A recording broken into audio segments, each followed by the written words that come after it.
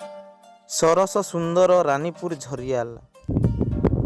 ଆମେ ବାଇକ୍ ନେଇ ବାହାରିଲୁ ବଲାଙ୍ଗୀର ଜିଲ୍ଲା ବଙ୍ଗୋମୁଣ୍ଡା ସଦର ଠାରୁ 15 କିଲୋମିଟର ଦୂରରେ ଅବସ୍ଥିତ ସରସ ସୁନ୍ଦର ରାନୀପୁର ଝରିଆଲ।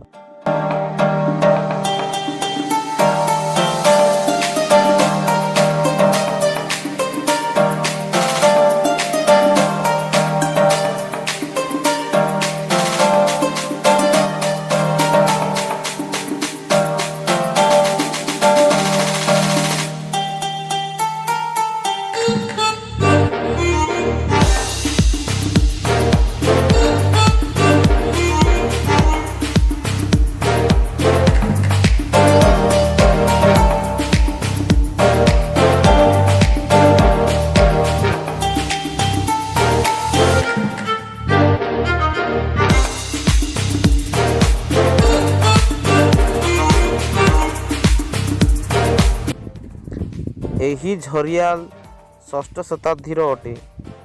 ଏଠି ବହୁତ ଛୋଟ ଛୋଟ ମନ୍ଦିରରୁ ନେଇ ବହୁତ ବଡ଼ ବଡ଼ ମନ୍ଦିର ଦେଖିବାକୁ ମିଳିଥାଏ। ଏହି ମନ୍ଦିର ମାନଙ୍କୁ ଷଷ୍ଠ ଶତାବ୍ଦୀରୁ ନିର୍ମାଣ କରି ନବମ ଶତାବ୍ଦୀରେ ମନ୍ଦିରର ନିର୍ମାଣ କାର୍ଯ୍ୟ ସମ୍ପୂର୍ଣ୍ଣ କରିଥିଲେ ରାଜା ସୋମେଶ୍ୱର। ସବୁ ମନ୍ଦିରରୁ ଅନ୍ୟତମ ଶିବ ମନ୍ଦିର। ଏହି ମନ୍ଦିର ଶୈବଶାକ୍ତ ବୈଷ୍ଣବ ବୌଦ୍ଧ ଧର୍ମର ସମ୍ମାନିତରେ ରାନୀପୁର ଝରିଆଲ। ଏହି ମନ୍ଦିର 1200 ବର୍ଷର ପୁରୁଣା ମନ୍ଦିର। ଏହି ରାନୀପୁର ଝରିଆଲରେ ବହୁ ପୁରାତନ ଯୁଗର କିମ୍ବଦନ୍ତୀ ଭରି ରହିଅଛି, ଯାହାକି ବିଶ୍ୱ ପ୍ରସିଦ୍ଧ 64 ଯୋଗିନୀ ମନ୍ଦିର, ମହାଭାରତରେ ବର୍ଣ୍ଣିତ ଅଭିମନ୍ୟୁ ଚକ୍ରଭ୍ୟୁ, ଲକ୍ଷ୍ମୀପାଦ, ଦୁର୍ଗା ମନ୍ଦିର, ଚାମୁଣ୍ଡା ମନ୍ଦିର ତଥା ବହୁତ ଦେବାଦେବୀଙ୍କ ମନ୍ଦିର ଦେଖିବାକୁ ମିଳିଥାଏ ଏବଂ ରାଜାମାନଙ୍କ ସୁଡ଼ଙ୍ଗ ମଧ୍ୟ ଦେଖିବାକୁ ମିଳିଥାଏ। ଯେତେବେଳେ ରାଜ୍ୟ ମଧ୍ୟରେ ରାଜାମାନଙ୍କ ଯୁଦ୍ଧ ହେଉଥିଲା, ପରାସ୍ତ ରାଜାମାନେ ଏହି ସୁଡ଼ଙ୍ଗ ଦେଇ ଲୁଚି ବିଶ୍ରାମାଗାରକୁ ଲୁଚି ଯାଉଥିଲେ। ତାହା ମଧ୍ୟ ଦେଖିବାକୁ ମିଳିଥାଏ ଏହି ଝରିଆଲରେ। ଆମେ ବୁଲି ଦେଖି ସାରିଲା ପରେ ମାନ୍ୟବର ରାନୀପୁର ଝରିଆଲ ଦାୟିତ୍ୱରେ ଥିବା ସୋମେଶ୍ୱର ମନ୍ଦିର ପୂଜକଙ୍କ ସହିତ କଥାବାର୍ତ୍ତା ହେଇ ଏହି ରାନୀପୁର ଝରିଆଲର ଇତିହାସ ବୁଝିବାକୁ ପାଇଲୁ। ହଉ ସାର୍, ଆପଣଙ୍କର ପରିଚୟ? ମୋ ନାଁ ଶ୍ରୀ ଜଗମୋହନ ତ୍ରିପାଠୀ। ମୁଁ ରାଣୀପୁର ଝରିଆଲ ସୋମେଶ୍ୱର ଶିବ ମନ୍ଦିର ପୂଜକ। ରାଣୀପୁର ଝରିଆଲ ନବମ ଶତାବ୍ଦୀର ମନ୍ଦିର। ଷଷ୍ଠ ଶତାବ୍ଦୀର ଆରମ୍ଭ ହୋଇ ନବମ ଶତାବ୍ଦୀରେ ଶେଷ କରିଥିଲେ ରାଜା ସୋମେଶ୍ୱର। ଏହି ରାଣୀପୁର ଝରିଆଲ ଶୈବ ଶାକ୍ତ ବୈଷ୍ଣବ ବୁଦ୍ଧ ଧର୍ମର ସମନ୍ୱିତରେ ରାଣୀପୁର ଝରିଆଲ।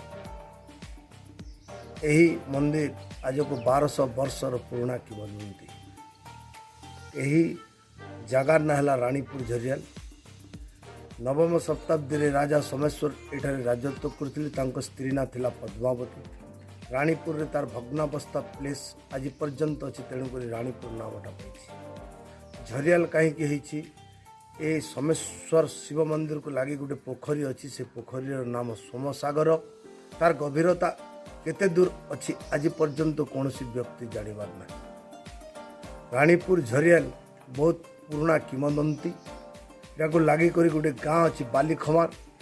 ସୋମେଶ୍ୱର ରାଜାଙ୍କର ସେଥିରେ ସମ୍ପତ୍ତି ରହୁଥିଲା। ତାହାକୁ ଲାଗିକରି ଗୋଟେ ଗାଁ ଅଛି କଂସିଲ, ସେନେ କରାଦୟ କରୁଥିଲା। କଂସିଲକୁ ଲାଗି ଗୋଟେ ଗାଁ ଅଛି ତାହାର ବାହାବଲ, ଯେନେ ରାଜାର ବାହୁକ ମାନେ ଥିଲେ। ରାଣୀପୁରକୁ ଲାଗିକରି ଗୋଟେ ଗାଁ ଅଛି, ତାର ନାଁ ଫୁଲବନ୍ଧ, ତାର ଉଦ୍ୟାନ ଥିଲା। ଏହି ରାଣୀପୁର ଝରିଆଲ ଚତୁର୍ଦିଗରେ ଯେତେ ଗାଁ ଗୁଡ଼ାକ ଅଛି ତାର ସବୁ ଇତିହାସ ଅଛି। ରାଣୀପୁର ଝରିଆଲ ନବମ ଶତାବ୍ଦୀର ମନ୍ଦିର। ଏଥିରେ ଆଶ୍ଚର୍ଯ୍ୟ ଜିନିଷ ଦେଖିବାକୁ ପାଇବେ। ରାଣୀର ଭଗ୍ନାବସ୍ଥା ପ୍ଲେସ୍। ସେଠାରେ ଆଜି ବି ଗୋଟିଏ ଭାଗ୍ୟପତ୍ର ଅଛି। ଏପଟରୁ ମାପିଦେଲେ 22 ହାତ ହେଉଛି, ସେପଟରୁ ମାପିଦେଲେ କେତେ ହେବା କଥା? 22 ହାତ ହେବା କଥା। କିନ୍ତୁ ଆଜି ବି ସେଟା ଅଧିକ ନହେଲେ କମ୍ ହେଉଛି। ସେଟାକୁ ଆମେ ଭାଗ୍ୟପଥର କହୁଛୁ।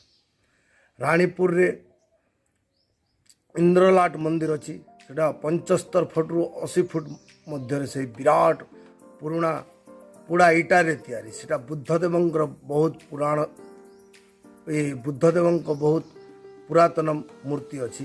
ଆଉ ସେ ଲଗେ ପୋଡ଼ା ଇଟାର ଗୋଟେ ଶିବଲିଙ୍ଗ ମଧ୍ୟ ଦେଖିବାକୁ ମିଳୁଛି।